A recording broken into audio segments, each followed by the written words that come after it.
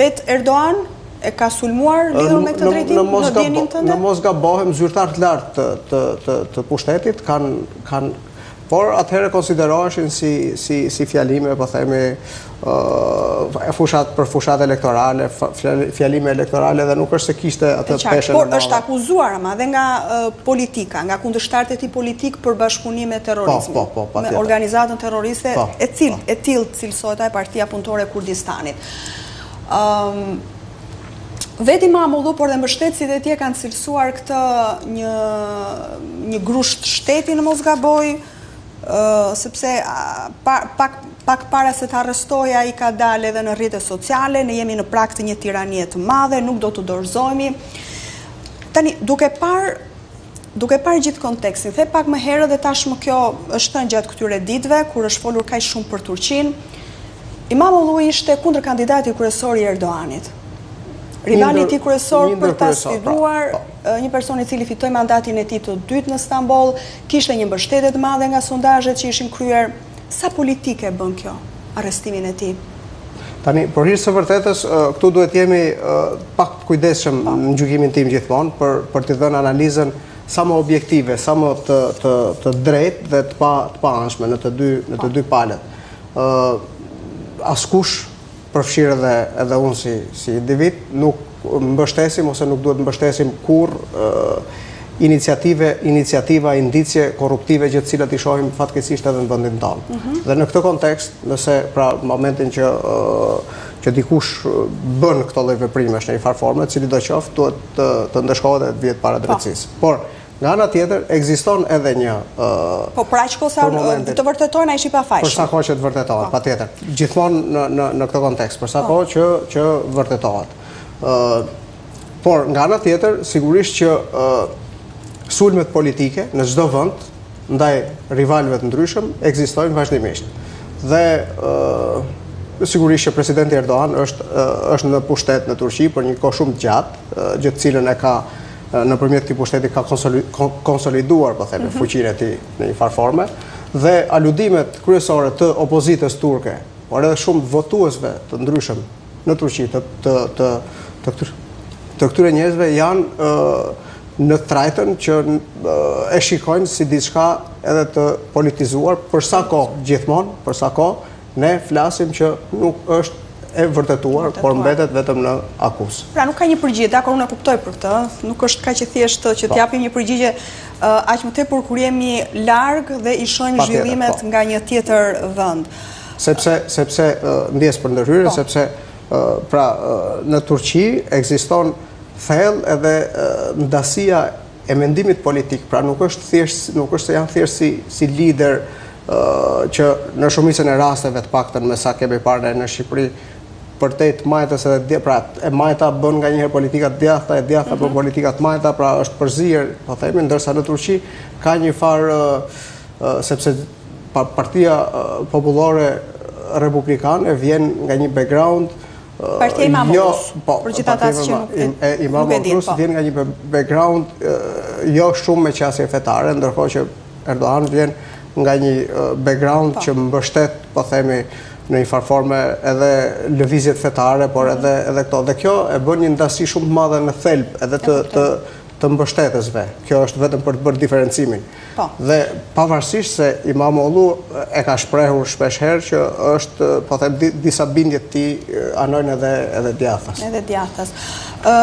Ndërkaq, ka patur protesta, sikur se i pam edhe pamjet në Ankara, në Stamboll, me aq sa ke parë, aq sa ke ndjekur dhe media turke, aq sa ke lexuar, Leonard, a janë ndaluar këto protesta me forcë? Patjetër që protestuesit janë ka patur një farë domethënë qeveria konsideron marrje masas për mos tejkalimin ose mos po themi mos dëmtimin e atyre që të ambienteve, të lokaleve, të dyqaneve të tjerë ku organizohen në këtë prizëm gjykohet, dëshihet, por sigurisht që ka patur njerëz cilët janë grumbulluar edhe në Stamboll, por edhe në Ankara. Në lidhje me sasinë e njerëzve, pra numrin se sa i madh ka qenë apo sa i vogël, këtu pastaj mbetet për tu parë sepse varet edhe nga kadrazhi, nga filmimet që bëhen, sepse bëjmë fjalë për një popullat shumë të madhe dhe sado e madhe të jetë pjesëmarrja prap relativizohet në vetë si. Sa shanse ka që këto protestat të masivizohen, që arrestimi i Mamullus të kthehet në një revolt të madhe?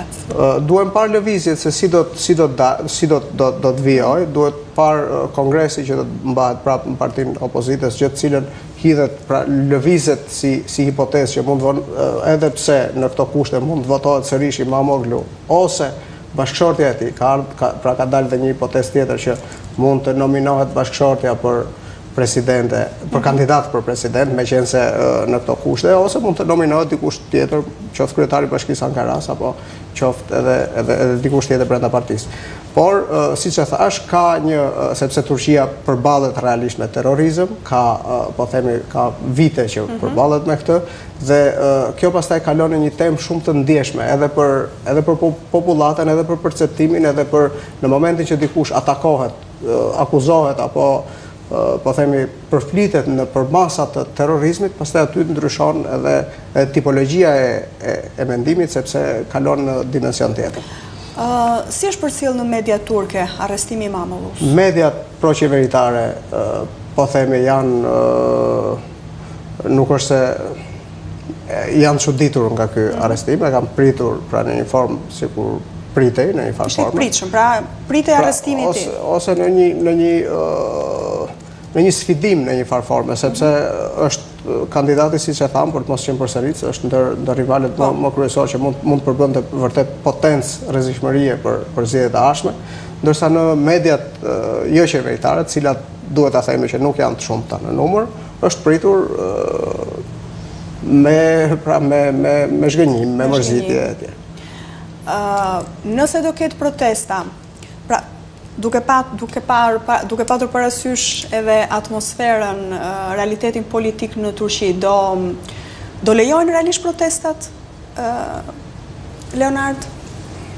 Gjykimi im është gjithmonë që vullneti i popullit, i sovranit, është më i lartë se gjithçka tjetër. Pra nëse do të ketë një mobilizim shumë të madh, nëse mund ta relativizojmë me protestat që ndodhen në Serbi, për shkaqe komplet ndryshme, që nuk kanë ndryshme, por a mund të por gjithë ajo që ne ishim shumë njerëz ishim skeptik edhe për ato që ndodhen atje, pra e pam si diçka që do shuhej, do shpërndahet, do shpërbëhej, por vullneti popullor ka treguar që mund të rezistoj dhe mund të ngrihet në këmbë. Përveç vullnetit popullor, si pritet, si mendon ti se do të jetë reagimi i qeverisë Erdogan?